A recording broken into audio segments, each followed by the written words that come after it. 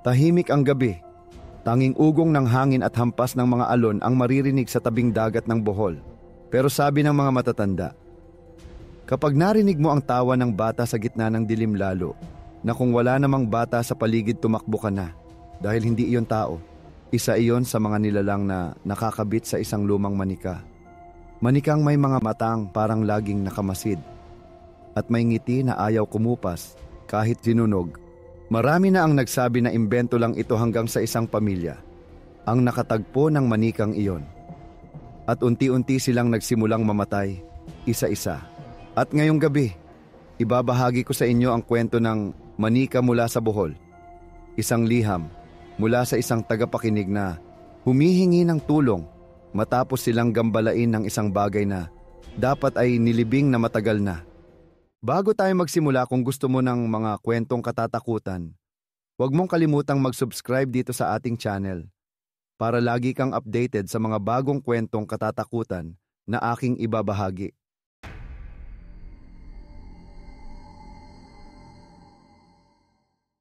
Isa po akong tagapakinig ng inyong programa at matagal ko nang gustong ibahagi ang karanasang ito.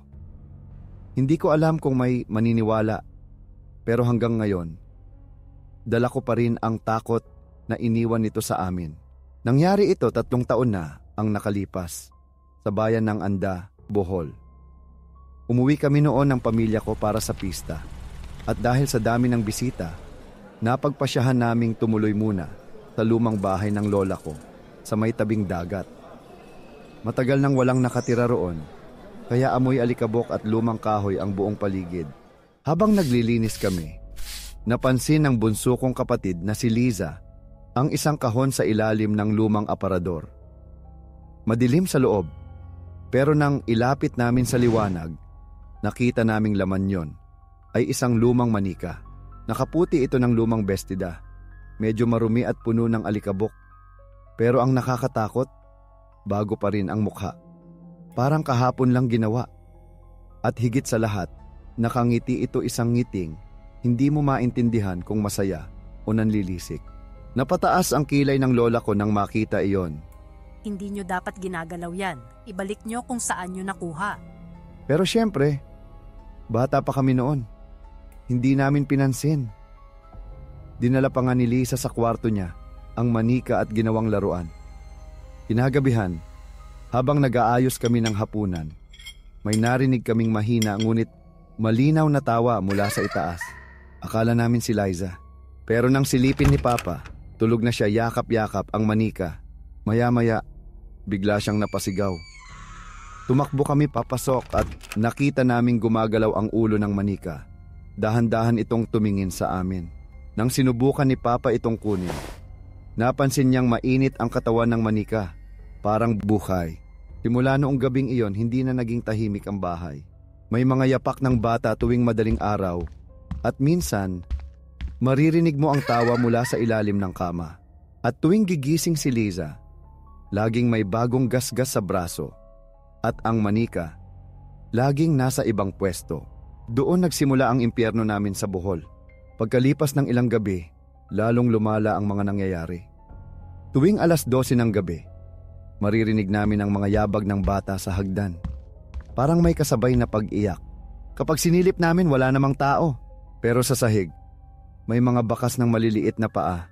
Basa, parang bagong labas sa tubig. Si Liza ang unang nakaramdam ng kakaiba. Madalas daw siyang gigising sa kalagitnaan ng gabi. Tapos maririnig niyang may bumubulong sa tenga niya. Isang mahinang tinig ng bata, paulit-ulit na sinasabi, "Huwag mo akong iwan!" Nang sabihin niya iyon sa amin, pinagalitan lang siya ni Papa. Sinabing bunga lang daw ng pagod. Pero noong sumunod na gabi, narinig namin mismo ni Mama ang tawa. Isang tawa ng batang babae na nagmumula sa kwarto ni Liza. Dahan-dahan kaming pumasok. Si Liza ay mahimbing na natutulog. Pero ang manika, nakaupo sa gilid ng kama, nakaharap sa pinto. At ang mas nakakakilabot na kabukas ang mga mata nito, kumikislap sa liwanag ng buwan. Biglang tumayo si Mama at kinuha ang manika. Paghawak niya rito, napaso siya, parang humawak sa mainit na bakal. Napabitaw siya sa sobrang sakit. At nang bumagsak ang manika sa sahig, Narinig namin itong tumawa. Hindi ito tunog ng laruan. Tunog ito ng tunay na bata masigla pero may halong galit. Kinabukasan, nagpasya kaming itapon ang manika sa dagat. Sumakay si Papa sa bangka at inilayo ito sa pampang. Nakita pa namin kung paano niya ito itinapon sa gitna ng alon. Pero kinagabihan, nang bumalik kami sa bahay, ang manika, nakaupo na muli sa kama ni Lisa. Basa, amoy alat, at nakangiti. Simula noon, alam naming hindi na ito basta laruan. Isa itong bagay na may sariling buhay. At gusto nitong manatili sa amin. Pagkatapos naming matagpuan ulit ang manika sa kama ni Lisa, nagsimula nang magbago ang kilos ng kapatid ko. Hindi na siya masyadong nagsasalita. Madalas siyang nakaupo sa gilid ng kama, nakatitig lang sa manika. Kapag tinatanong namin, sasabihin lang niya, Kaibigan ko siya. pero sa tuwing sinasabi niya iyon, may tumatakas na luha sa gilid ng mata niya at parang may ibang boses na bumubulong sa kanya. Isang gabi napansin ni Mama na bukas ilaw sa banyo. Pagpasok niya, nakita niyang nakatayo si Liza sa harap ng salamin. Yakap-yakap ang manika.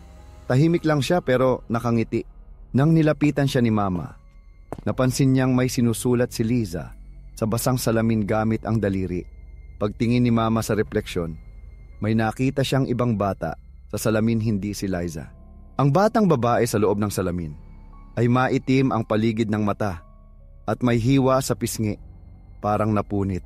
Nang kumurap si Mama, nawala ito. Pero nang tignan niya ang manika, ang nangiti nito ay mas malaki na ngayon at may bakas ng dugo sa labi. Kinabukasan, nagpasya si Papa na dalhin kami sa simbahan.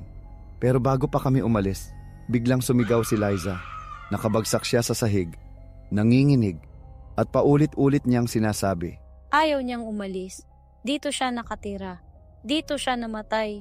Paglingon namin, nakita naming nakatayo ang manika sa pintuan ng kwarto. Hindi nakahiga, hindi nakaupo. Nakatayo. Ang mga mata nito parang buhay. At sa likod nito, sa pader, may bakas ng kamay ng bata. Puro putik at dugo. Simula noon, hindi na kami pinatulog ng bahay na yon.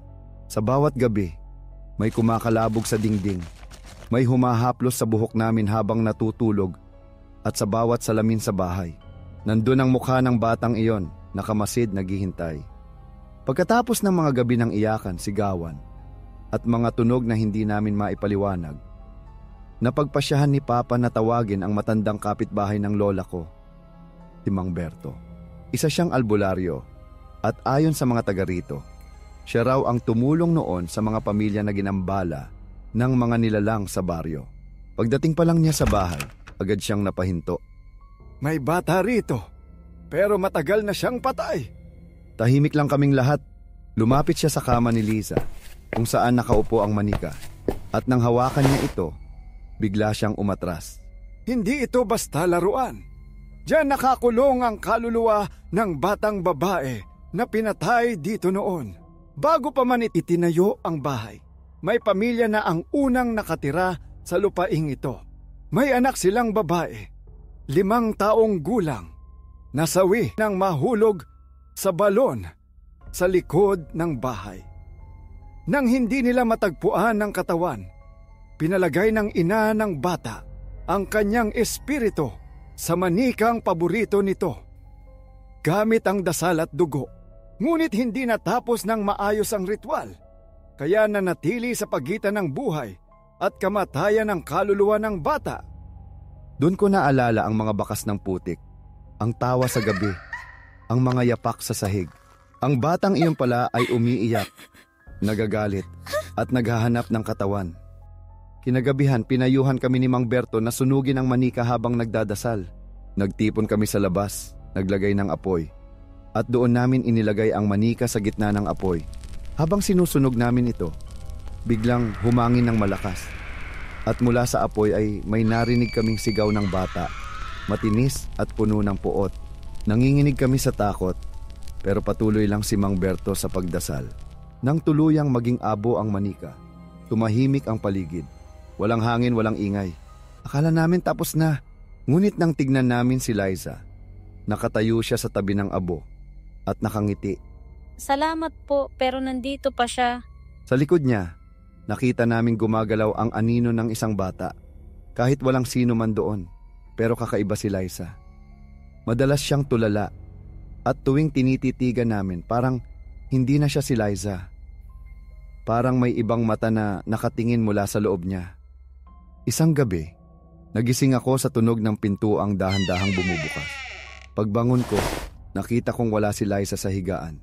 Paglabas ko ng kwarto, malamig ang hangin at naririnig ko ang tawa ng bata mula sa likod ng bahay, papunta sa balon. Sinundan ko iyon, dala ang lampara. Sa paglapit ko, nakita kong nakatayo si Liza sa gilid ng balon. Nakayuko, parang may kinakausap. Tinawag ko siya pero hindi siya lumingon. Nang ilapit ko ang liwanag, napansin kong nakaluhod siya at sa harap niya, nandoon ang manika. Hindi abo, hindi sunog, buong buo, pero basa. At sa mukha nito, may halong putik at dugo. Lumapit ako para kunin si Liza, pero bigla siyang sumigaw. Napaatras ako nang marinig ko ang boses ng bata mula sa balon. Bakit mo ako sinunog? Sabay sumabog ang lampara at nalaglag ako sa lupa. Pagmulat ko, yakap ni Papa si Liza. Nanginginig habang si Mama ay umiiyak. Si Mang Berto, hawak ang rosaryo at paulit-ulit na nagdadasal. Sa huling sigaw ng albularyo, narinig namin ang malakas na putok mula sa balon at biglang bumuka ang lupa sa paligid nito. Parang may hinihigop pababa. Nang tumigil ang lahat, tuluyang nawala ang manika. Kinabukasan, umalis kami ng Bohol. Hindi na namin binalikan ang lumang bahay. Ngunit ilang buwan matapos iyon, habang nag-aayos si Mama ng mga gamit ni Liza, may nakita siyang lumang kahon sa ilalim ng kama. At sa loob nito, may manikang nakangiti, suot ang parehong damit. Basa pa rin ang buhok. Tuwing gabi, naririnig pa rin namin minsan ang tawa ng bata sa labas ng bintana. Hindi ko alam kung totoo pa o imahinasyon ko lang. Pero isang bagay ang sigurado, ang manika mula sa Bohol, hindi kailanman nawala. Kaya kung sakaling makakita ka ng lumang manika sa lumang bahay, huwag mo na sanang subukan. Dahil baka sa sandaling iyon, may mga matang nakatingin sa'yo at naghihintay na muling mabuhay. Muli, kung gusto mo ng mga kwentong katatakutan, huwag mong kalimutang mag-subscribe dito sa ating channel para lagi kang updated sa mga bagong kwentong katatakutan na aking ibabahagi. Hanggang sa susunod na gabi ng hilakbot, mag-ingat ka. Baka may nakikinig sa'yo sa dilim.